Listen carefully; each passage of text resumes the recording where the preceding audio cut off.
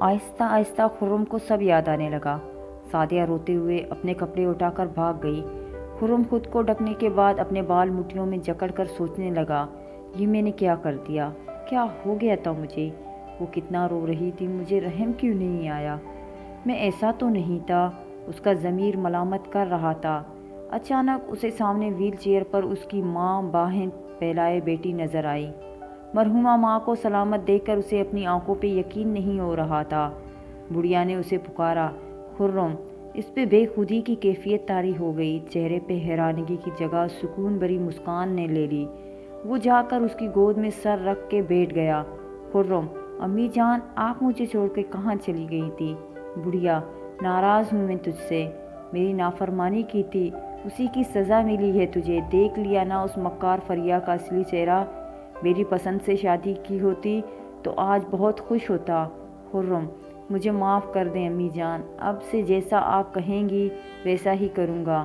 بڑھیا: وعدہ؟ خرم: جی بالکل پکا وعدہ۔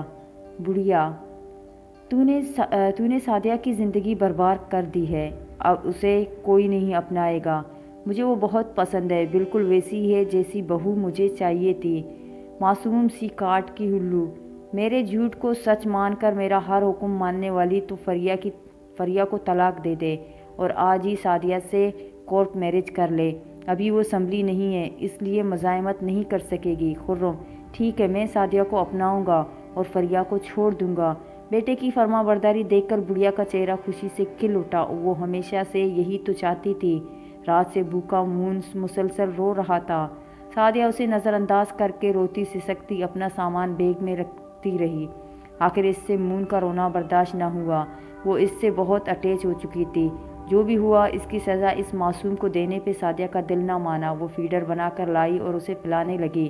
خرم ڈر سے دروازہ کھول کر کمرے میں آیا۔ سعدیہ ڈر کر کھڑی ہو گئی۔ خرم: تمہیں میرے ساتھ کورٹ چلنا ہے؟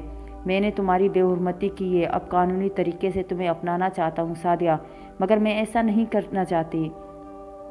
خرم نے ایسے بازو سے پکڑا، تمہارے چاہنے یا نہ چاہنے سے کوئی فرق نہیں پڑتا، یہ میری ماں کا حکم ہے۔ سعدیہ چیختی رہی۔ وہ اسے کھینچتے ہوئے زبردستی خار میں بٹھا کر لے گئی۔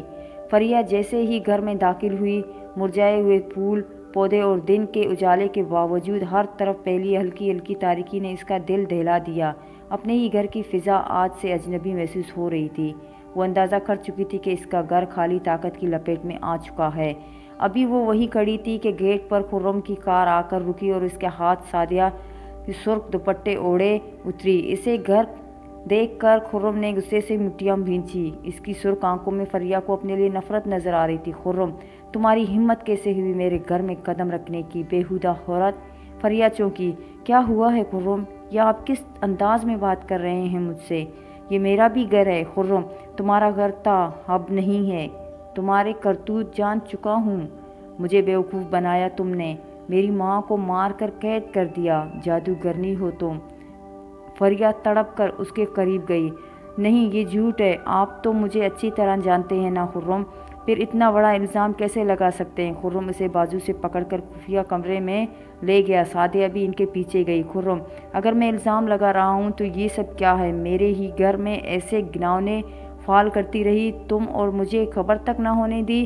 فریہ اس کمرے میں رکھی کالے جادو میں استعمال ہونے والی اشیاء دیکھ کر دنگ رہ گئی۔ یہ سب یہاں کیسے آیا؟ میں نے نہیں رکھا خرم، اللہ کی قسم یہ سب میں نے نہیں کرتی۔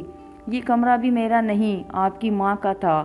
جادوگرنی میں نہیں، وہ تھی۔ شادی کے بعد جب مجھے ان کی اصلیت کا پتہ چلا تو میں نے انہیں روکا، مگر وہ میرے ہی خلاف ہو گئی۔ میں روحانی علوم جانتی تھی، اس لیے وہ میرا کچھ نہیں بگاڑ سکی۔ انہوں نے ہر ممکن کوشش کی مجھے آپ سے جدا کرنے کی، مگر میں نے ان کا ہر وار ناکام بنا دیا۔ سن کڑی سعدیہ کے دماغ کی بتیاں جلنے لگی۔ رات والے حادثے کے بعد اس کا دماغ معاف ہو چکا تھا، مگر اب اسے شیطان بڑھیا کی چال سمجھ آنے لگی۔ خرم: بس بند کر دو اپنی بکواس، مکار عورت! میں اپنی ماں کے خلاف کچھ نہیں سنوں گا۔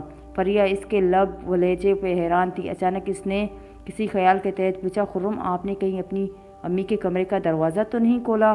خرم نے اس کی بات کا جواب دیے بغیر اس کی سماعت پہ بجلی گرائے۔